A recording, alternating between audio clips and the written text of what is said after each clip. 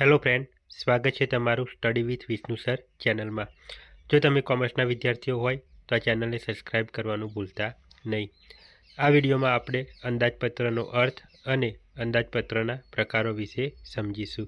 જો વિડીયો તમને પસંદ આવે તો વિડીયોને લાઇક કરજો, ચેનલને સબસ્ક્રાઈબ કરજો અને તમારા ફ્રેન્ડ સુધી તેને શેર કરજો। તો ચાલો શરૂ કરીએ। સૌપ્રથમ આપણે જોઈશું અંદાજપત્રનો અર્થ। અંદાજપત્ર એટલે ભવિષ્યમાં નિર્ધારિત સમયગાળા માટે સંસ્થાની આવક અને ખર્ચનો પહેલેથી બનાવવામાં આવતો અંદાજ। સરળ શબ્દોમાં કહીએ તો ભવિષ્યમાં કેટલો ખર્ચ થશે અને કેટલી આવક થશે તેની અગાઉથી બનાવેલી યોજનાને અંદાજપત્ર કહેવામાં આવે છે। હવે આપણે જોઈશું અંદાજપત્રના પ્રકારો। તો પહેલું છે સમયને આધારે। સમયને આધારે અંદાજપત્રના બે પ્રકાર પડે છે। એક છે લાંબા ગાળાનું અંદાજપત્ર અને બીજું છે ટૂંકા ગાળાનું અંદાજપત્ર। બીજો પરિવર્તનશીલતાને આધારે। તો પરિવર્તનશીલતાને આધારે અંદાજપત્રના બે પ્રકાર છે, સ્થિર અંદાજપત્ર અને બીજું છે પરિવર્તનશીલ અંદાજપત્ર। ત્રીજું છે હેતુને આધારે। હેતુને આધારે અંદાજપત્રના ત્રણ પ્રકાર પડે છે। એક છે માલની પડતરનું અંદાજપત્ર, બીજું છે અંકુશ અંદાજપત્ર અને ત્રીજું છે પૂર્વાનુમાન અંદાજપત્ર। અને ચોથું કાર્યાનુસાર અંદાજપત્રના પ્રકારમાં એ છે વેચાણ અંદાજપત્ર, બી છે ઉત્પાદન અંદાજપત્ર, સી છે વહીવટી અંદાજપત્ર, ડી છે વેચાણ વિતરણ પરોક્ષ ખર્ચનું અંદાજપત્ર અને ઈ છે રોકડ અંદાજપત્ર। માસ્ટર અંદાજપત્ર એ વ્યવસાયના તમામ વિભાગોના અંદાજપત્રોને જોડીને બનાવવામાં આવતું સમગ્ર વ્યવસાયનું મુખ્ય અંદાજપત્ર છે। એટલે કે બધા અંદાજપત્રોને જોડીને જે એક મુખ્ય અંદાજપત્ર બનાવવામાં આવે તેને માસ્ટર બજેટ તરીકે ઓળખવામાં આવે છે। હવે આપણે દરેક અંદાજપત્ર વિશે ડિટેલમાં માહિતી મેળવીશું। તો પહેલો પ્રકાર આપણે જોઈશું સમયના આધારે અંદાજપત્રના પ્રકાર। તો એમાં બે પ્રકાર છે। એક લાંબા ગાળાનું અંદાજપત્ર। ધંધામાં લાંબા ગાળાનું અંદાજપત્ર ધંધાના ભવિષ્યના લક્ષ્યાંકો કે સિદ્ધિઓ પ્રાપ્ત કરવા માટે તૈયાર કરવામાં આવે છે। ભવિષ્યમાં કેટલું વેચાણ વધારવું, વેચાણના આધારે કેટલું ઉત્પાદન કરવું અને ઉત્પાદન વધારવા માટે કેટલા માલસામાનની ખરીદી કરવી તેમજ વધારાની મશીનરી ખરીદવી પડશે અને નાના ક્યાંથી લાવવા અને ક્યાં વાપરવા જેવા વિવિધ પ્રશ્નો માટે ધંધામાં એક લાંબા ગાળાનું આયોજન માટે લાંબા ગાળાનું અંદાજપત્ર તૈયાર કરવામાં આવે છે। આ અંદાજપત્ર 2 વર્ષ, 5 વર્ષ કે 10 વર્ષ માટે બનાવવામાં આવતું હોય છે। અને બીજું છે ટૂંકા ગાળાનું અંદાજપત્ર। લાંબા ગાળાના નક્કી કરેલા આયોજન માટે લાંબા ગાળાનું અંદાજપત્ર તૈયાર કરવામાં આવે છે। આ લાંબા ગાળાના અંદાજપત્રના લક્ષ્યાંકોને ભાગ પાડીને ટૂંકા ગાળાના અંદાજપત્ર બનાવવામાં આવે છે। સામાન્ય રીતે આ પ્રકારનું અંદાજપત્ર માસિક, ત્રિમાસિક કે વાર્ષિક અથવા અર્ધવાર્ષિક માટે બનાવવામાં આવે છે। હવે અંદાજપત્રનો બીજો પ્રકાર જોઈશું, પરિવર્તનશીલતાને આધારે અંદાજપત્રના પ્રકાર। એમાં એક છે સ્થિર અંદાજપત્ર। જ્યારે સંચાલકો કે ઉચ્ચ અધિકારીઓ દ્વારા અંદાજપત્ર બનાવતી વખતે કેટલીક પ્રવૃત્તિ માટે આંકડા ચોક્કસ અનુમાનથી નક્કી કરવામાં આવે અને તેવા આંકડા ઉપરથી તૈયાર કરવામાં આવતા અંદાજપત્રને સ્થિર અંદાજપત્ર કહેવામાં આવે છે। દાખલા તરીકે વેચાણ અંદાજપત્ર, ઉત્પાદન અંદાજપત્ર, માલની ખરીદીનો અંદાજપત્ર વગેરે અગાઉથી જ નક્કી હોય તો તેના આધારે તૈયાર થયેલા અંદાજપત્રને સ્થિર અંદાજપત્ર તરીકે ઓળખવામાં આવે છે। અને બી છે પરિવર્તનશીલ અંદાજપત્ર।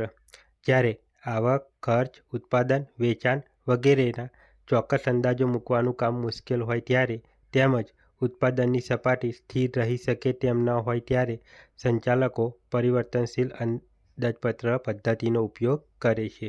અંદાજપત્રનો ત્રીજો પ્રકાર છે હેતુને આધારે અંદાજપત્ર। હેતુના આધારે અંદાજપત્રના ત્રણ પ્રકાર છે। એમાં એ છે માલની પડતરનું અંદાજપત્ર। જ્યારે ધંધામાં કોઈ વસ્તુનું ઉત્પાદન થતું હોય ત્યારે તે વસ્તુની પડતર નક્કી કરવા તે વસ્તુમાં વપરાતા માલ સામાનની પડતર નક્કી કરવામાં આવે છે અને આ માલ સામાનની પડતર માટે માલ સામાન પડતરનું અંદાજપત્ર તૈયાર કરવામાં આવે છે અને ખરેખર થયેલી કામગીરી ખાતે સરખાવવામાં આવે છે અને કોઈ વિચલનો હોય તો તેને સુધારો કરવામાં આવે છે.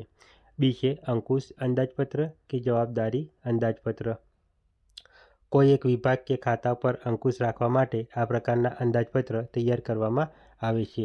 જે તે વિભાગની અંદાજિત ખર્ચની, અંદાજિત આવકની અને તેમાં કામ કરતા અધિકારીઓની જવાબદારી આ અંદાજપત્રમાં જણાવવામાં આવે છે અને થયેલ ખરેખર કામગીરી સાથે સરખાવવામાં આવે છે, જેથી ખાતા કે વિભાગ માટે નક્કી કરેલા લક્ષ્યાંક સિદ્ધ કરી શકાય કે નહીં કરી શકાય તે જાણી શકાય છે. અને સી છે પૂર્વાનુમાન અંદાજપત્ર. ધંધામાં ભવિષ્યમાં કઈ રીતે આયોજન કરીને લક્ષ્યાંકો પ્રાપ્ત કરી શકાય તે માટે જે અંદાજપત્ર તૈયાર કરવામાં આવે છે તેને આયોજન અંદાજપત્ર કે પૂર્વાનુમાન અંદાજપત્ર તરીકે ઓળખવામાં આવે છે. ચોથું છે કાર્યાનુસાર અંદાજપત્ર. કાર્યાનુસાર અંદાજપત્રના પ્રકારો નીચે મુજબ છે. એ છે વેચાણ અંદાજપત્ર. ભવિષ્યના કોઈ ચોક્કસ મુદત માટે વેચાણ અંદાજપત્ર તૈયાર કરવામાં આવે છે, જેમાં કુલ વેચાણ એકમમાં તેમજ રકમમાં દર્શાવવામાં આવે છે. તે ઉપરાંત વસ્તુનો પ્રકાર, ધંધાનું કદ, હરીફાઈની શક્યતા, વેચાણ વિતરણની પદ્ધતિ વગેરે મુદ્દાઓ ધ્યાનમાં રાખવામાં આવે છે. ધંધાના મોટાભાગના અંદાજપત્ર વેચાણ અંદાજપત્રને આધારે તૈયાર કરવાના હોવાથી આ અંદાજપત્ર ધ્યાનપૂર્વક તૈયાર કરવામાં આવે છે. બી છે ઉત્પાદન અંદાજપત્ર. સામાન્ય રીતે વેચાણ અંદાજપત્રને આધારે જ ઉત્પાદન અંદાજપત્ર તૈયાર કરવામાં આવે છે. વેચાણ અંદાજપત્રને આધારે કેટલા એકમો બનાવીને તૈયાર રાખવા પડશે તે જાણી શકાય છે. તૈયાર એકમો સમયસર બનાવવા માટે ઉચ્ચ અધિકારીઓ કે સંચાલકો દ્વારા ઉત્પાદન અંદાજપત્ર તૈયાર કરવામાં આવે છે. સી છે વહીવટી કે ઓફિસ પરોક્ષ ખર્ચનું અંદાજપત્ર. ધંધો ચલાવવા માટે ઉત્પાદન વિભાગ અને વેચાણ વિભાગના ખર્ચા સિવાય બીજા કેટલાક વધારાના ખર્ચની પણ જરૂર પડે છે, જે વહીવટ ચલાવવા જરૂરી હોય છે. આવા વહીવટીય ખર્ચામાં કર્મચારીઓનો પગાર, ઓડિટ ફી, ભાડું, કર અને વીમો, તાર ટપાલ ખર્ચ, સ્ટેશનરી ખર્ચ, મુસાફરી ખર્ચ વગેરેનો સમાવેશ થાય છે. આવા વહીવટીય ખર્ચાઓ દર મહિને, દર 3 મહિને કે વાર્ષિક કેટલા થશે તેના અંદાજના આધારે વહીવટીય પરોક્ષ ખર્ચનું અંદાજપત્ર બનાવવામાં આવે છે. ડી છે વેચાણ વિતરણ ખર્ચનું અંદાજપત્ર. જે ધંધામાં માલનું ઉત્પાદન કરીને કે માલની ખરીદી કરીને વેચાણ કરવામાં આવતું હોય તેવા ધંધામાં વેચાણ વિતરણના ખર્ચ અંગે આ અંદાજપત્ર બનાવવામાં આવે છે. ઈ છે રોકડ અંદાજપત્ર. નિર્ધારિત સમયગાળા દરમિયાન વ્યવસાયમાં થતી રોકડ આવક અને રોકડ ચૂકવણીઓ પહેલેથી કરવામાં આવેલા અંદાજ રોકડ અંદાજપત્ર કહેવામાં આવે છે.